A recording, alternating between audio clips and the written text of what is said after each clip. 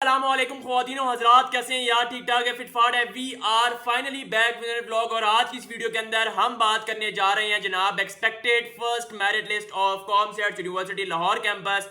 अब क्योंकि 27 जुलाई और 28 जुलाई के भी कॉमसर्ट लाहौर कैंपस के रिजल्ट आ चुके हैं, तो आप इस चीज़ से बखूबी अंदाज़ा लगा सकते हैं कि आपका जो एग्रीगेट बन रहा है वो मेरिट लिस्ट के बॉर्डर लाइन के ऊपर है, नीचे है, या फिर you are on the risk, यानी कि चांसेस हैं भी और चांसेस नहीं भी हैं।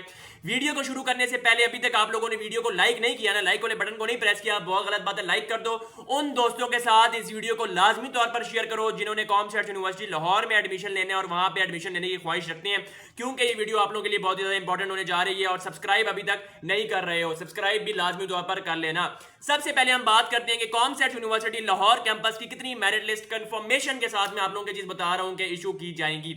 लिहाजा ये चीज अपने माइंड में रख लें कि कॉमसर्ट यूनिवर्सिटी लाहौर की 2 मेरिट लिस्ट इशू की जाएंगी और तीसरी मेरिट लिस्ट इनडायरेक्ट तौर पर इशू की जाएगी। This is 110% confirm. अब जो तीसरी मेरिट लिस्ट की बात है वो डायरेक्ट कब इशू की जाएगी? अगर तो आपके पास यानी कि लाहौर के पास सीट्स बचती हैं वैकेंट, यानी कि सीट्स उनके पास खाली बचती हैं, दे हैव द टेंडेंसी कि वो बच्चों को अभी और ले सकते हैं, तो वो तीसरी मेरिट लिस्ट डायरेक्टली इशू करेंगे। वरना इनडायरेक्टली इस तरीके से इशू होते हैं कि वो नेक्स्ट पर्सन को यानी कि नेक्स्ट डिजर्विंग पर्सन को कॉल कर देते हैं और वो ये कहते हैं जनाब अगर आपने लेना है एडमिशन तो ले लें, अदरवाइज हम किसी और स्टूडेंट को दे देते हैं। सबसे पहले मैं जो मेरिट्स बता रहा हूँ उनको बड़े गौर से सुनना। अगर तो आपका 50% मेरिट बन रहा है, यानी कि एग्रीगेट 50% या उससे अबव है, तो आप इन डिग्रीज के लिए सेफ हो, ठीक है। लेकिन सबसे पहले जो मैं मेरिट्स बता रहा हूँ, इन मेरिट्स को बड़े गौर से सुनना। बीएस इकोनॉमिक्स यानी कि bachelor of science in economics, जो कि बहुत ज़्यादा लोग चाहते हैं कि मैं करूँ, 50%। ये पहले मेरिट सुनो, फिर मैं आगे बात बताता हूँ। बीएस मैथमेटिक्स यानी कि मैथ्स में जो बैचलर्स करते हैं 50%। BS Physics 50%, BS Chemistry 50%, BS Statistics with Data Science 50%, BS Media and Communication Skills Studies या Skills 50%, BS English 50%, BS Psychology 50%, BS Accounting and Finance 50%, BBA 50% और BS Chemical Energy Engineering 50%, form D 83.52%, electrical engineering 76.74%, computer engineering 83.09%, software engineering 85.6%, computer science 87.36%। ये जो मैंने merits आप लोगों को बताए हैं ये थे पिछले साल के कॉमसर्ट यूनिवर्सिटी लाहौर की पहली मेरिट लिस्ट। अब ये बताने का मकसद, पहली बात, इन डिग्रीज ये 50% के अलावा जितने भी मैंने मेरिट बताए, 50% वाले मैं बताता हूँ कि अभी क्या सारी कहानी, क्या स्टोरी और क्या स्टैटिस्टिक्स हैं। 50% वाले डिग्रीज के अलावा जितनी मैंने डिग्रीज के नाम लिए हैं, इन जो परसेंटेजेस मैंने बताई हैं इनसे ऊपर होना आपका मेरिट लाजमी है। कितना ऊपर होना लाजमी है मैं आपके साथ शेयर करूंगा मेरिट। और ये अगर इससे कम है और आप ये सोच रहे हैं कि सेकंड या थर्ड मेरिट लिस्ट में मैं नाम आ जाएगा, तो भाई मेरा मशवरा ये है कि किसी और यूनिवर्सिटी की तरफ चले जाओ। यानी कि 50% के अलावा जो मैंने मेरिट्स बताए हैं आप लोगों को, अगर आपने नहीं गौर से सुने, रिवाइंड करके देखें, इनसे ज्यादा मेरिट्स होना जरूरी है। अगर इनसे कम है तो आप वेट कर रहे हैं कि तीसरी मेरिट लिस्ट तक आ जाएगा, तो ना वेट करें, इससे बेहतर है किसी और यूनिवर्सिटी की तरफ रुजू कर लें, टू बी वेरी ऑनेस्ट, ठीक है। अब मैं आप लोगों को बता रहा हूं कि मेरिट्स कितने ज्यादा होंगे।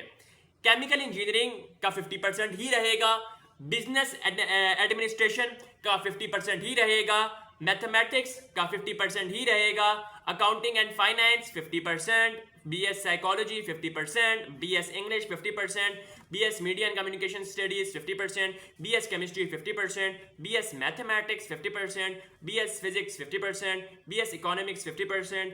अब आते हैं जनाब हम मेन डिग्रीज पे। जनाब कौन कौन सी मेन डिग्रीज? इस दफा कॉमसर्ट university Lahore campus BS in business data analytics यानी कि बीडीए ऑफर कर रही है। ये इससे पहले ऑफर नहीं की गई थी, ये पहली दफा है कि बीडीए कॉमसर्ट यूनिवर्सिटी लाहौर की तरफ से ऑफर की जा रही है। और बहुत से लोगों को मसला ये है कि भाई हमें तो पता ही नहीं है कि क्या मेरिट होगा। बीडीए का मेरिट मैं आप लोगों को बता रहा हूँ, लेकिन इससे पहले CS double E computer engineering, electrical engineering यानी कि डबल ई एक ही बात है, फॉर्म डी और एससी की बात कर लेते हैं। ये चीज़ मैं आप लोगों को बता दूं यार, गर्मी में एक तो मैं आप लोगों के लिए वीडियो बना रहा हूँ, एक तो लाइक कर दिया करो। अच्छा, ये चीज़ मैं आप लोगों को बता दूं कि इनके मेरिट्स इस्लामाबाद के मेरिट्स को टक्कर देने जा रहे हैं। लिहाजा आपके अगर नंबर्स अच्छे नहीं हैं और आप ये सोच रहे हैं कि 80% में मेरा कंप्यूटर साइंस सॉफ्टवेयर इंजीनियरिंग या फिर आपका उसमें हो जाएगा, क्या कहते हैं, कंप्यूटर इंजीनियरिंग में हो जाएगा, तो और फॉर्म डी, 80% में तो बिल्कुल भी नहीं होने जाना जनाब। अगर तो आप ये समझ रहे हैं कि मेरा 85 है और मेरा कंप्यूटर साइंस में हो जाएगा पहली मेरिट लिस्ट में या दूसरी या किसी भी मेरिट लिस्ट में, नहीं होगा। अगर तो आप ये समझ रहे हैं कि मेरा 87 है तो मेरा हो जाएगा, नहीं होगा। 87.5 अबव है फिर भी नहीं होगा। अब मैं आप लोगों को बताने जा रहा हूं कि आपने सेफ जोन में रहने के लिए क्या करना है और एक्सपेक्टेड मेरिट्स क्या होंगे। सेफ जोन में रहने के लिए कंप्यूटर सीएस में अगर आपने एडमिशन लेना है तो आपका 89% एग्रीगेट बनना लाजमी है। 88 पॉइंट समथिंग पे भी चल जाएगा, लेकिन फॉर द सेफ जोन में अगेन वही बात करूं, सेफ साइड पर रहने के लिए 89% होना लाजमी है। इलेक्ट्रिकल इंजीनियरिंग में सेफ जोन में रहने के लिए 80 होना लाजमी है, 80 या 80 अबव होना लाजमी है। कंप्यूटर इंजीनियरिंग में आप सेफ जोन में रहने के लिए कितना होना लाजमी है, 85 86 होना लाजमी है। सॉफ्टवेयर इंजीनियरिंग में अगर आपने लेना है एडमिशन और सॉफ्टवेयर इंजीनियरिंग में ख्वाहिश रखे तो 87 से ऊपर होना लाजमी है, 87.5 समथिंग होना लाजमी है।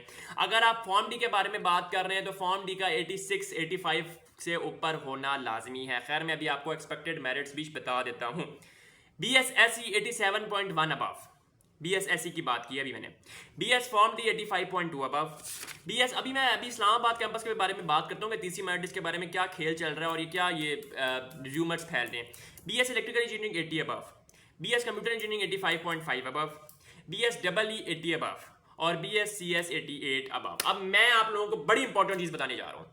कॉमर्स यूनिवर्सिटी इस्लामाबाद में जो इलेक्ट्रिकल इंजीनियरिंग का मेरिट ड्रॉप हुआ है वो बहुत ही ज़्यादा बुरा हुआ है, बहुत ज़्यादा नीचे चले गया भाई उस डिग्री का मेरिट। ठीक है, क्या तीसरी मेरिट लिस्ट इस्लामाबाद कैंपस की तरफ से आएगी या नहीं? मैं आपको बताऊं कि इस वक्त 12 डिग्रीज ऐसी हैं कि जिनमें सिर्फ और सिर्फ 2 सीट्स या 1 सीट रहती है। रिमेनिंग डिग्रीज में 4 से 5 सीटें रहती हैं, तो वो इन सीटों के लिए नई मेरिट लिस्ट इशू नहीं करेंगे। जब तक 20 या 20 से ज़्यादा सीटें ना होना तो वो फिर इशू कर देते हैं, लेकिन अब क्योंकि इस बात 20 से कम पे चली गई है तो अब सीटें इशू नहीं होंगी। अब मैं ये बात बता दूं कि जो लोग सेकंड मेरिट लिस्ट के बाद प्रेफरेंस चेंज करवाने जा रहे हैं, नहीं होगी। मैंने आप लोगों को चीख के बताया, मैंने आप लोगों को अपनी वीडियोस में भी बताया कि अगर आपने प्रेफरेंस चेंज करनी है तो पहली मेरिट लिस्ट के बाद चले जाना, यूनिवर्सिटी प्रेफरेंस चेंज हो जाएगी। अब प्रेफरेंस चेंज नहीं होगी, क्यों? वजह क्या है? देखिए, प्रेफरेंस चेंज अब इस वजह से नहीं होगी कि अब सीटें ही नहीं है, अब काम खत्म हो गया उनके पास। अगर प्रेफरेंस चेंज आप करने के लिए जाएंगे वो नहीं करेंगे, कहेंगे हमारे पास तो बच्चों की लाइन लगी हुई है, हम किसी और बच्चे को ले लेंगे। प्रेफरेंस चेंज अब नहीं हो रही। एक और चीज, अभी जो 7 अगस्त का टाइम आप लोगों को दिया गया है, इसमें अपने डॉक्यूमेंट सबमिट करवा देना। क्या डॉक्यूमेंट सबमिट करवाने हैं? आपने अपना मार्कशीट मैट्रिक की, आपने अपनी मार्कशीट फर्स्ट ईयर की, आपने अपनी NTS का प्रिंट फॉर्म, ठीक है, आपने 2 CNIC पिक्चर्स, आपके ID कार्ड की कॉपी और ओरिजिनलिटी साथ ले जाना। इसके अलावा आपका अंडरटेकिंग या एफिडेविट। अंडरटेकिंग या एफिडेविट आप लोगों को उस सूरत में बनाना होता है जब आप लोगों का सेकंड ईयर का रिजल्ट नहीं आया होता। If second year result is announced, you don't need to do anything and you don't need to do anything with the undertaking and affidavit. Simple, आपने FSC का रिजल्ट सबमिट करवाना है। ये जितनी भी चीजें मैंने आप लोगों को बताई है अटेस्टेशन फॉर्म में होनी चाहिए। पेड चलान फॉर्म की कॉपी भी आप लोगों ने सबमिट करवानी है जो कि आपको दी जाती है। इसके अलावा जो चीजें सबमिट करवानी होती हैं वो तो मैं बाद में बताता हूँ, लेकिन एक और चीज कि जनाब बस की फीस इसमें इंक्लूड नहीं होती। एडमिशन फीस नॉन रिफंडेबल है, 22,000 वापस नहीं मिलेगा, जो मर्जी कर लो नहीं मिलेगा। इसके अलावा हॉस्टल्स भी प्राइवेट हैं, कॉमसेट्स के अपने कोई हॉस्टल्स नहीं है जनाब, ये मैं बता दूं। हॉस्टल सिटी में प्राइवेट सोसाइटी है, वहां पर हॉस्टल्स है, ठीक है, ये चीज भी आप लोग माइंड में रखना।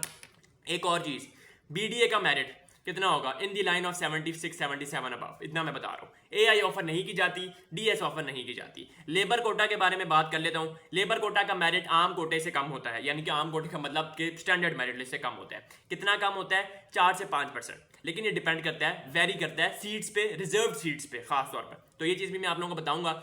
मैं ये चीज़ आप लोगों को बता दूं कि मैं आप लोगों के साथ बड़ी इंपॉर्टेंट एयर यूनिवर्सिटी के क्लू शेयर करने जा रहा हूं जो कि मुझे अभी रिसीव हुआ है और मुझे अभी वो पेज रिसीव हुआ है, मेरे सामने पड़ा हुआ है। मैं बड़ा हैरान हूं इस चीज़ को देख के। खैर, आप लोगों से मिलेंगे नेक्स्ट वीडियो में। Till then take care and अल्लाह हाफ़िज़।